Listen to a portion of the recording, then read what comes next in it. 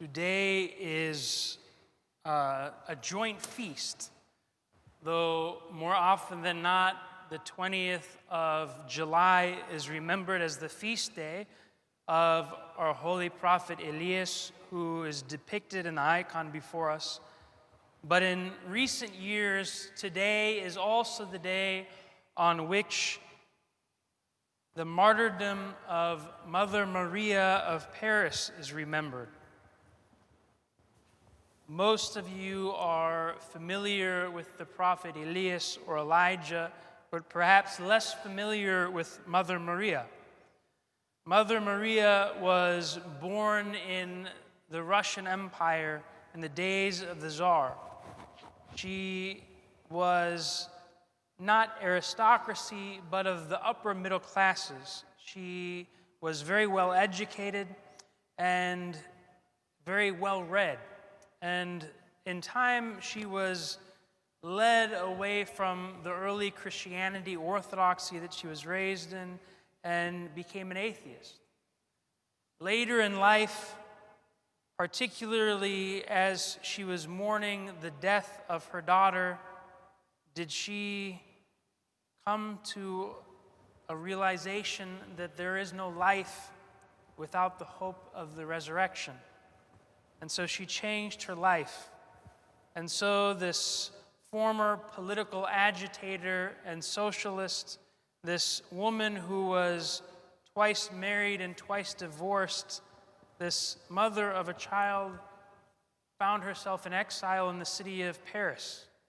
And there she did what probably few divorced mothers do. She became a nun.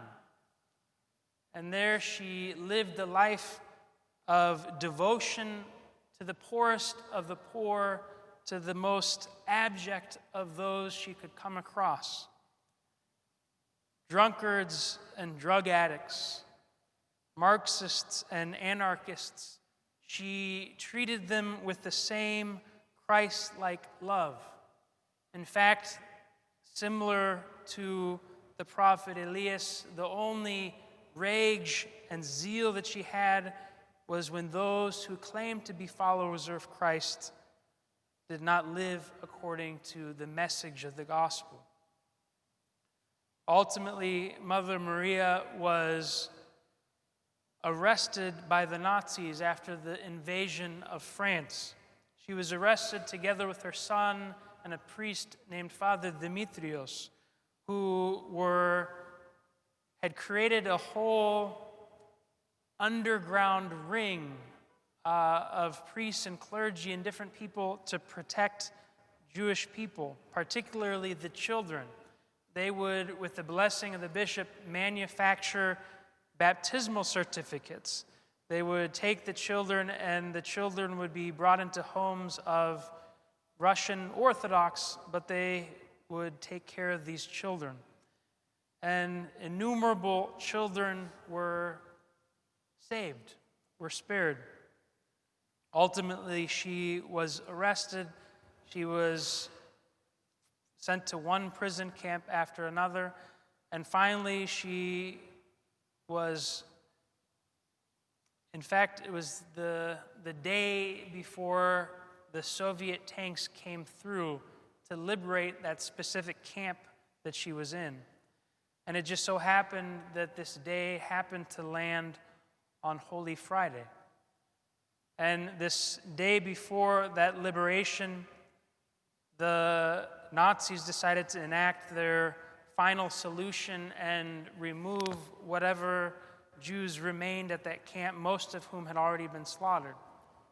And so all the female prisoners were lined up, and a witness tells us of how a woman began to cry hysterically, having had her number cried. And this witness looks up and saw this woman smiling in this camp, in this place of darkness, and telling the woman it would be okay and she would take her place. And so Mother Maria died a martyr's death on Holy Friday. No relics to be left for us, but rather she became a whole burnt offering offered to God. I would like to just briefly draw one little parallel between this great prophet Elias, this Hebrew of the Old Testament, and this modern woman of Paris. They both had a zeal. But more than this, they both revealed to us that God is not encountered where we expect him to be. There's the story of the prophet Elias, how he went up on Mount Horeb, and there was a great wind, and God was not in the wind. There was an earthquake, and God was not in the earthquake. There was a great fire, and God was not in the fire. All the places that the ancient Hebrew would expect to encounter God.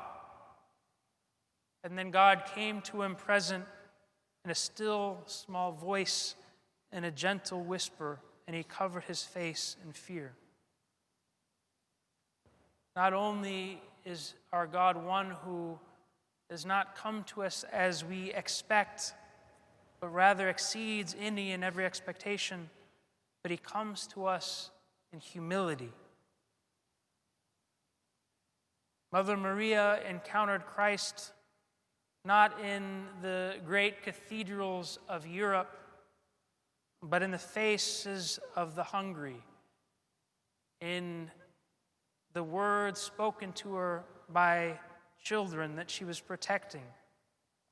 And ultimately, she encountered Christ not before the altar in which I stand, but ultimately she encountered him who enters our hell that we might be raised from the dead in one of the worst camps of the 20th century. May Christ our God, through the prayers of the holy prophet Elias and Blessed Mother Maria, open our eyes that we too may ever see his face revealed to us in the places that we least expect. Amen.